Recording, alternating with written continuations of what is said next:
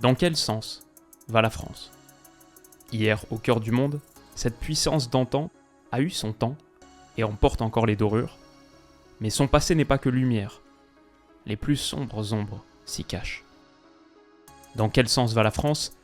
Demain, c'est loin et terrifiant pour certains.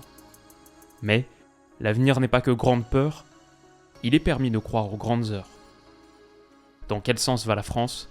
Aujourd'hui, qui sait? Et il n'y a pas de mais.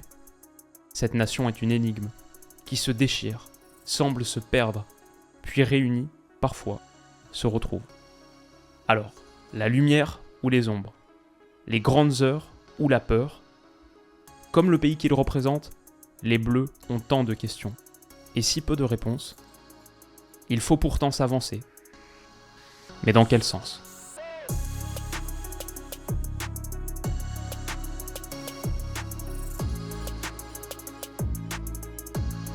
Les amis, bienvenue. J'espère que vous allez tous très bien, très content de vous retrouver pour cette nouvelle vidéo et pour ce 10e épisode de Mondial dédié à l'équipe de France. Que doivent faire les Bleus pour aller vivre une seconde fois consécutivement la gloire ultime au Mondial, là, au Qatar, dans quelques jours à peine, il nous reste une semaine.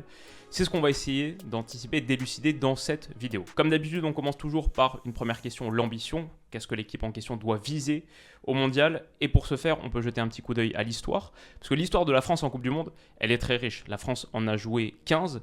Elle a participé notamment à la toute première en Uruguay. Pour aller en Uruguay à l'époque, il fallait prendre le bateau pendant plusieurs semaines et jouer, s'entraîner sur le pont du navire, ce qui nous donne quelques images assez extraordinaires. Donc la France fait partie des premières nations à participer à la toute première Coupe du Monde. Et la France atteint aussi 6 fois le dernier carré. On le voit ici, 58, 82, 86, 98, 2006 et 2018. 6 fois le dernier carré sur 15 participations. La première fois donc en 58, portée, c'est le cas de le dire, par un Just Fontaine historique qui plante 13 buts. C'est l'équipe de Kopa et de Fontaine qui détient encore le record de buts sur une Coupe du Monde. Je crois qu'il est même le 4e meilleur buteur de l'histoire des Coupes du Monde. Le numéro 1 c'était Klose à 16, mais avec 13 buts en un mondial. C'est un record qui tient depuis 58 et qui est peut-être un des records les plus durs à battre de l'histoire de ce sport. Jusqu'à ce que la Norvège joue une Coupe du Monde dans les années qui viennent. Mais voilà pour 58. Bien sûr, l'autre demi-finale, la seconde, c'est en 82, le drame de Séville contre l'Allemagne de l'Ouest. 1986, bien sûr, dans la foulée, en faisant tomber au tir au but, grâce à plusieurs arrêts magnifiques de Joël Batz, en faisant tomber le Brésil, de Socrates, de Zico. On voit les joueurs à l'époque qui ne sont pas forcément unis au moment de la séance de tir au but. Ça aussi, c'est une belle image. 98, le premier sacre à la maison, je crois qu'il n'y a pas besoin d'en rajouter beaucoup. 2006, le déchirement, la succession des deux images fait mal.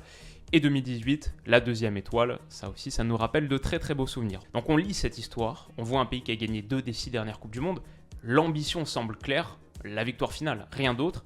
En même temps, on sait que pour le tenant du titre en Coupe du Monde, c'est jamais évident. L'Allemagne, par exemple, l'a gagné en 2014, se fait ridiculiser derrière en 2018, termine dernière de son groupe, derrière Corée du Sud, Mexique, Suède. L'Espagne la gagne en 2010, se fait ridiculiser sur la Coupe du Monde qui suit en 2014, termine 3e de son groupe, prend une gifle contre les Pays-Bas 5-1 et une petite claque contre le Chili 2-0. Pas de tour à élimination directe pour eux. L'Italie la gagne en 2006, qu'est-ce qui se passe en 2010? Elle se fait totalement humilier, termine dernière d'un groupe derrière Paraguay, Slovaquie et Nouvelle-Zélande. À la rigueur, le Brésil qui la gagne en 2002 et qui atteint les quarts de finale en 2006, c'est la meilleure performance pour un tenant du titre au 21e siècle. Parce qu'on n'a pas besoin de se rappeler de ce qui se passe en 2002 pour les champions de 98. Bref, la malédiction du vainqueur en Coupe du Monde, c'est pas un mythe, c'est une réalité. Et la dernière fois qu'un pays a levé le trophée 2 fois d'affilée, c'était ce Brésil, le Brésil de Didi, Garrincha aussi, en 62, après l'avoir remporté en 58. À l'évidence donc, le tableau est assez contrasté, c'est dur finalement de répondre à notre question initiale. Quelle doit être l'ambition de l'équipe de France? Peut-être on peut remplacer ça par une autre question et se demander qu'est-ce qui serait une réussite pour ces Bleus. Et ici, j'ai envie de dire que pour une sélection de la nature de cette équipe de France, seule la victoire finale peut être considérée absolument comme une réussite. En revanche, je dirais que si les Bleus sont éliminés en demi-finale en ayant sorti un peu plus tôt dans leur parcours un très très gros, ce sera dur de parler d'échec. Et la nuance, elle est peut-être là. Alors, est-ce que les Bleus ont le matériel pour réaliser leur ambition? Et comment est-ce que ce matériel va être disposé, organisé? Sur la fin de l'introduction, je parlais du fait que la France doit s'avancer, mais dans quel sens? C'était aussi un peu une référence aux problèmes tactiques qui rendent les nuits de Deschamps particulièrement compliquées en ce moment. Je ne sais pas par où on pourrait partir, il y a tellement d'angles. Peut-être une correction, une rectification de l'analyse que je faisais au lendemain du live de l'annonce de la liste de Didier Deschamps, où je partais du principe qu'en sélectionnant autant de défenseurs centraux, Lucas Hernandez, Presnel Kimpembe, Raphaël Varane, Benjamin Pavard sont tous des défenseurs centraux de métier. Upamecano, Konaté, Koundé, Saliba aussi, 8 des 9 défenseurs sont potentiellement des centraux. Il y a juste Théo Hernandez qui ne l'est pas. Et du coup, je partais de ce principe pour dire que les Bleus joueraient forcément à 3 derrière. Pourquoi convoquer autant de centraux si c'est pas pour jouer à 3 derrière? C'était une erreur flagrante. Quelques minutes plus tard, Didier Deschamps annonçait en conférence de presse que non, l'équipe de France jouerait bien à 4 derrière. Alors ça, je peux le comprendre totalement aussi. Le fait de ne pas avoir pris Klose, par exemple, ça va totalement dans ce sens. Et on peut aussi imaginer que Didier Deschamps va valoriser la solution de l'équilibre avant tout, pour compléter ce secteur offensif qui, lui, répond présent, avec des gars qui sont en forme, qui sont physiquement aptes. Ça, c'est la partie de l'équipe de France où on n'a pas trop d'inquiétude. On sait qu'il va se passer des choses si le ballon arrive dans de bonnes conditions sur cette partie du terrain. Il y a un flou beaucoup plus important qui concerne cette zone. Il y a des inquiétudes très fortes qui sont dirigées sur la paire de l'entrejeu. Avec les forfaits de Kanté, de Pogba qui sont inaptes pour ce mondial, comment est-ce que les Bleus vont s'organiser? Je vais vous présenter plusieurs tentatives de réponse. On verra. Pour moi, c'est une question hyper intéressante à quelques jours du match d'ouverture des Bleus contre l'Australie. Comment est-ce que ça va s'organiser? Je dirais d'abord une paire au milieu de terrain pour la bonne et simple raison qu'en l'absence de Kanté et Pogba, t'as pas beaucoup de monde au milieu. Si tu dois jouer avec 3 milieux, tu commences vraiment à piocher dans tes réserves. Ce serait dommage, entre guillemets, d'en mettre 3, alors que tu galères même à en trouver 2 corrects à la hauteur de ce défi. Aurélien Tchouaméni, j'aime beaucoup, j'en ai parlé à plusieurs reprises. En équipe de France, il a montré des choses solides, intéressantes, a même marqué un but. En revanche, c'est très différent de l'apport d'un Paul Pogba. Sur la créativité, les passes qui cassent des lignes, la mobilité, le jeu long aussi, sortir de la pression. Tellement de choses qui sont vitales dans ce que proposait Paul Pogba, vitales pour cette équipe de France. Avec Aurélien Tchouaméni, c'est différent. Et quand tu considères en plus à qui tu l'associes, là on commence tout de suite à avoir quelques mots de tête. Adrien Rabiot, je l'imagine comme étant la solution la plus probable pour Didier Deschamps. Deschamps aime bien Rabiot. Je comprends le profil latéralisant, un peu neutralisant, sécurisant. Pourquoi pas? On verra d'autres animations potentielles aussi. Moi j'aime bien par exemple Youssouf Fofana aux côtés de Tchouaméni. Je pense que ça peut bien marcher. Mais maintenant, ce qui m'intéresse, c'est les choix sur cette ligne de 4 qui vont naturellement compléter, qui ont pour objectif de compléter ce qui se produit dans cette zone. Et mon petit prono, c'est que Didier Deschamps va partir sur les mêmes latéraux qu'en 2018. Lucas Hernandez à gauche, Benjamin Pavard à droite. On pourrait avoir Théo Hernandez en tant que latéral gauche et Lucas Hernandez dans l'axe, préféré donc à Presnel Kimpembe. Je pense que ça te laisse très très peu d'options sur le banc et tu as 5 défenseurs centraux de métier sur le banc. Après oui, Koundé, aux yeux de Didier Deschamps, on sait, c'est presque un ailier droit, mais pour moi plus un défenseur central et je ne le vois pas comme véritable option en sortie de banc pour t'apporter de la percussion par exemple sur ce flanc. J'ai du mal à imaginer en gros les deux frères Hernandez titulaires. Je pense que c'est l'un ou l'autre. Et si je dois partir sur quelque chose, je dirais plutôt Lucas Hernandez titulaire, en sachant que Théo Hernandez en bleu n'a pas non plus impressionné son monde, contrairement à ses performances à fort relief du côté de l'AC Milan. Donc j'imagine une paire Kimpembe-Varane. Il y a une question autour des deux sur leur fraîcheur physique, notamment celle de Raphaël Varane. Si c'était pas Varane, je pense que j'aimerais bien Saliba, mais Konaté qui commence à revenir aussi physiquement, on sait que sur le niveau intrinsèque, c'est très fort. Maintenant, pour moi, il faut vraiment un Raphaël Varane. En l'absence de Kanté et Pogba, tu as tellement besoin de leaders. J'en parlais sur plusieurs de mes analyses ces dernières semaines. Varane, je le trouve essentiel pour cette raison-là. Et on espère pas trop de soucis pour Hugo Lloris non plus, évidemment.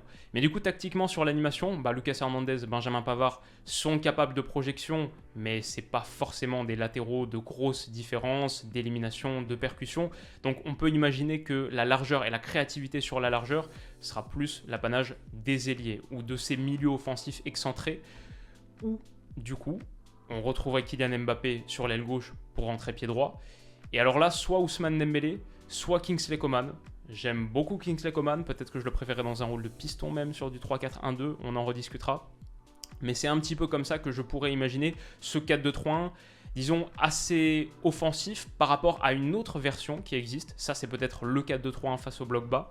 Par rapport à une autre option que j'imagine, c'est un 4-2-3-1 asymétrique avec Rabiot dans le Matuidi rôle. Dans le rôle de Matuidi en 2018. Ce milieu offensif gauche de pression, de harcèlement. Kylian Mbappé sur le côté droit, ça fait un moment qu'on n'a pas vu ça. Ça, ce serait assez original et osé, je pense. Même si voilà, ça ressemble très fortement à ce que l'équipe de France a produit en 2018. Davantage encore avec Lucas Hernandez et Benjamin Pavard sur les flancs. Fofana aux côtés de Tchouaméni. Youssouf Fofana, ça me plairait bien. Déjà parce qu'ils ont cette entente naturelle forgée à Monaco sur 2 saisons, mais aussi parce que sur les derniers rassemblements en équipe de France, pour moi, c'est celui qui m'a fait la plus forte impression aux côtés d'Aurélien Tchouaméni, sur un milieu qui est capable d'apporter un petit peu de provocation, de créativité, d'ouvrir des espaces par la mobilité et le déplacement, qui ose aussi avec ballon. Je trouvais que c'était assez complémentaire d'Aurélien Tchouaméni. Et il peut avoir, dans une certaine mesure, le rôle Kanté d'un gars qui a un petit peu plus de mobilité avec ballon. Ce qu'on oublie parfois dans le profil d'N'Golo Kanté, Pogba, le jeu long, le danger dans le dernier tiers, les frappes de loin, les passes qui cassent des lignes, tout ça c'est dans l'arsenal de Paul Pogba. N'Golo Kanté, au-delà de la défense en avançant, la pression, le milieu défensif à fort volume, pieuvre et troisième poumon, etc., c'était aussi la capacité à battre un premier homme pour ouvrir de l'espace, simplement par le dribble. La conduite de balle, très véloce et précieuse d'N'Golo Kanté, elle va beaucoup nous manquer. Tout ça pour dire, cet entrejeu, c'est la grosse question. Maintenant, disons que cet axe déporté sur le côté Rabiot-Lucas Hernandez, ça me ferait assez peur. Sur la créativité, la percussion, bon, face à un bloc bas, ce serait difficile. Et finalement, tu n'aurais plus qu'un seul joueur de côté qui est créatif et qui peut faire des différences, c'est Kylian Mbappé, parce que ce n'est pas le cas de Benjamin Pavard. Et on sait que Mbappé, déjà le côté droit, c'est pas sa tasse de thé, mais même lui, c'est plus un joueur d'axe. Il serait beaucoup plus positionné dans le demi-espace, peut-être assez haut, aux côtés de Karim Benzema. Donc ça, c'est une option assez sécurisante et défensive, mais j'ai un peu du mal à la voir être animée avec ballon, en sachant que tu n'as plus l'option Paul Pogba pour aller sauter une ligne, et tu n'as plus l'option N'Golo Kanté pour résister à la pression et ouvrir quelques espaces par le déplacement. Alors, pourquoi pas le 4-4 de losange, 4-3-1-2 avec Griezmann, Mbappé et Benzema. Ça, je trouve qu'à la rigueur, c'était un des points forts de l'équipe de France, notamment sur l'Euro 2021, la complémentarité du trio, même avec Griezmann qui décroche un petit peu, puis ensuite qui trouve Mbappé, Benzema, ces petits ballons obliques mis dans les petits espaces. Il y a une bonne entente du trio, et ça, c'était le truc relativement satisfaisant. Donc pourquoi pas essayer de reconduire ça, même dans le cadre d'une défense à 4. Maintenant, le problème, c'est Rabiot, Fofana, Tchouaméni, 3 gars au milieu de terrain dans cette zone. J'ai un peu peur de ce milieu de terrain. Fofana, je le vois plus à 2 avec Tchouaméni. Et j'ai très peur de l'animation des côtés. Sur un 4-4 de losange, on sait à quel point les latéraux sont les joueurs phares. Ils doivent tellement apporter. C'est des pistons plus. Lucas Hernandez et Benjamin Pavard, ça ne correspond pas vraiment à leur qualité naturelle. Donc pour moi, le 4-4 de losange, il ne faut même pas y penser. Pourquoi pas un 4-3-3 du coup dans cette idée, avec Griezmann déporté sur le côté. Je dis pourquoi pas, mais ça me tente pas du tout. Un Griezmann ailier, pour moi, c'est pas son rôle. En revanche, on pourrait commencer à réfléchir à une autre forme de 4-3-3 que j'ai pas inclus ici. C'est Griezmann un cran plus bas, dans un rôle à la Di Maria du Carlo Ancelotti du Real Madrid de 2014, pensé par Carlo Ancelotti en 8. Et après, là, tu mets un autre, Rabiot, Fofana, Ndombele, s'il avait été appelé, j'aurais bien aimé. Et du coup, Coman, par exemple, sur l'aile droite, Mbappé à gauche, Benzema, et Griezmann, du coup, qui est ici dans cette position qui correspond un petit peu plus peut-être à la position qu'il va naturellement occuper de toute manière pour décrocher, pour faire le lien avec un entrejeu qui sinon va peut-être peiner à exister. Alors, je me suis quand même fait mon petit plaisir. Je pense que si personnellement je devais composer un 11 avec la liste de 25 de Deschamps, je repartirais sur un 3-4-1-2. Pour moi, ça, c'est un des axes forts de l'équipe de France. C'est quelque chose qui marche plutôt pas mal. Lucas Hernandez, Varane, Saliba, ça me semble être les 3 meilleurs choix pour une charnière à 3 qui t'offre du coup le supplément de solidité et même peut-être de projection balle au pied. Je pense à William Saliba sur les passes intéressantes, un peu de mobilité pour faire le lien avec cet entrejeu, mais qui t'offre la solidité qui permet de mettre Théo Hernandez en piston gauche et Kingsley Coman en piston droit, qui pour moi a toujours frappé assez fort dans cette position en équipe de France. Ça, c'est vraiment quelque chose que j'aimerais plus voir, peut-être en seconde période sur certains matchs qui ont du mal à être débloqués. En plus, en mettant Fofana aux côtés de Tchouaméni, pour moi, la meilleure paire de milieu de terrain. Ça, ce serait, je pense, mon système préférentiel. Bon, à voir si ça se confirme. J'ai aussi réfléchi à une autre animation, ça c'est celle quand tu chasses le score, qu'il reste un quart d'heure à jouer, et que tu perds 1-0 en quart de finale de Coupe du Monde. au moins ton fort potentiel offensif. Et c'est vrai qu'il faut toujours réfléchir à ça. Tu as ton 11 de départ et après il y a toutes les modifications que tu peux faire à la fin. À quel point est-ce que tes remplaçants peuvent avoir de l'impact? Ça, c'est quand même quelque chose, un vrai point fort pour cette équipe de France, qui peut faire rentrer Giroud, qui peut faire rentrer Dembélé, qui peut faire rentrer Coman, qui peut faire rentrer Théo Hernandez, et du coup partir sur un 2-3-3-2 avec Mbappé, Griezmann, Dembélé, Giroud qui te dispense dans une certaine mesure d'avoir un entrejeu fonctionnel sur les 15 dernières minutes en plus, très utile pour mettre des ballons dans la boîte, fixer un peu la dernière ligne défensive. Théo Hernandez, Coman, ok, c'est top. Et voilà, grosso modo, ça c'est le scénario vraiment panique de la fin, mais avec ces gars-là, bon, on voit que l'équipe de France a quand même un réservoir offensif notamment, qui va lui permettre, à mon avis, d'exister jusqu'à la fin dans les matchs, à moins de rencontrer un très gros problème tactique. Les Bleus vont faire peur à chaque fois que le 4e arbitre lève son petit panneau. Alors, on va conclure, mon avis pour finir. Que vont faire les Bleus sur cette Coupe du Monde? Déjà, on voit là le groupe, on le connaît tous, l'Australie pour démarrer le 22 novembre à 20h. Soyez au rendez-vous. Il y aura des analyses de tous ces matchs, des analyses dédiées pour les matchs de l'équipe de France. De toute manière, on parlera de tous les matchs sur la Coupe du Monde. N'hésitez pas à vous abonner si vous voulez pas rater ça. France-Danemark, le gros choc de ce groupe, évidemment, 26 novembre à 17h. Et Tunisie-France pour conclure le 30 novembre à 16h. Bon, évidemment, la France doit sortir de ce groupe. C'est pas le groupe le plus simple. L'Australie, c'est a priori le match le plus évident, mais pour démarrer une Coupe du Monde, on sait à quel point c'était compliqué. La France avait commencé contre l'Australie en 2018, ça avait été très compliqué. Il avait fallu une intervention de l'arbitrage vidéo pour s'en sortir un peu ric-rac. Et le Danemark, a priori le choc pour la première place, ça peut se transformer en quelque chose de très difficile aussi. La France a souffert contre le Danemark en Ligue des Nations, on s'en souvient bien. Ce qui m'intéresse un peu plus, c'est le parcours potentiel. Qui a des chances, si l'équipe de France finit à la première place, d'être relativement favorable. En gros, les Bleus sont placés dans le groupe C. Le vainqueur du groupe C joue le second du groupe D. Le groupe D, c'est Argentine, Mexique, Pologne, Arabie Saoudite. Il faut faire très attention, si tu tombes contre l'Argentine, ça c'est compliqué. En revanche, Mexique, Pologne, Arabie Saoudite, on est tout de suite sur un 8e de finale, je vais dire très abordable pour l'équipe de France. Dans la foulée, tu tombes, si tu bats cette équipe-là, tu finis premier du groupe C et que c'est Mexique, Pologne et Arabie Saoudite, tu tombes contre soit le vainqueur du groupe A, soit le second du groupe B. Le groupe B, c'est Angleterre, États-Unis, Pays de Galles, Iran. Donc le second de ce groupe a des chances d'être abordable. Le groupe A, c'est Pays-Bas, Sénégal, Équateur, Qatar.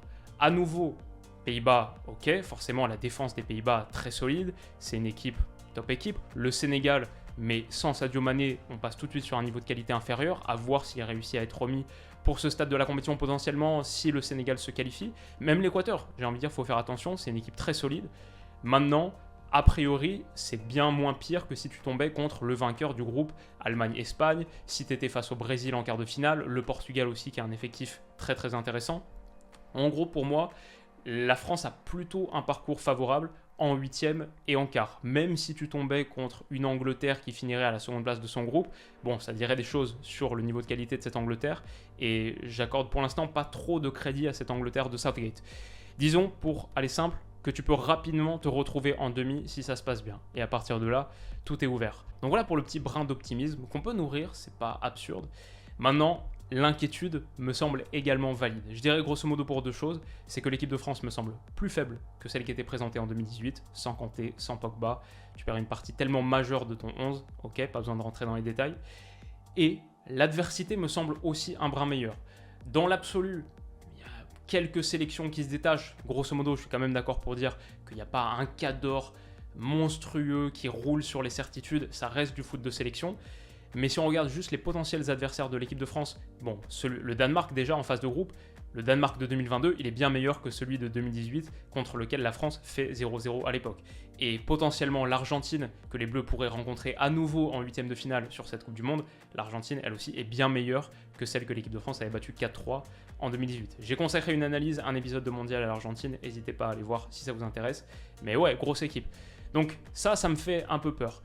Et je vais dire que je reste relativement optimiste dans le sens où le secteur offensif des Bleus, toute sélection qui se présente face à l'équipe de France va avoir les jambes qui tremblent. C'est une attaque de folie avec beaucoup de matériaux, même sur le banc, en sortie de banc, pour apporter de l'impact. Ça, ok, c'est très clair. On reste sur un Euro qui, pour moi, a peut-être deux caractéristiques positives. Déjà, pas forcément d'emballade possible. Ça a permis de redescendre d'un ton sur le niveau de confiance et peut-être de surconfiance que tu peux avoir après un titre mondial. Il y a même un esprit de revanche qui est très fort, je pense, pour une bonne partie de cette génération. Et il était il n'y a pas si longtemps, tout en sachant qu'en plus, pour moi, tu n'y as pas joué de manière catastrophique. Contre la Suisse, par exemple, en gros, il y a ces 15 dernières minutes du temps réglementaire, mais jusque-là, le match, il avait été très effusif, pas hyper contrôlé, mais il avait montré beaucoup de promesses sur certains points également. Alors oui, c'est vrai, il n'y aura pas Pogba qui était pour moi le MVP de la France sur cet Euro, mais voilà, il y a quand même, tu pars pas de zéro, c'est pas la page blanche, et tu reviens pas d'un drame total sur la production.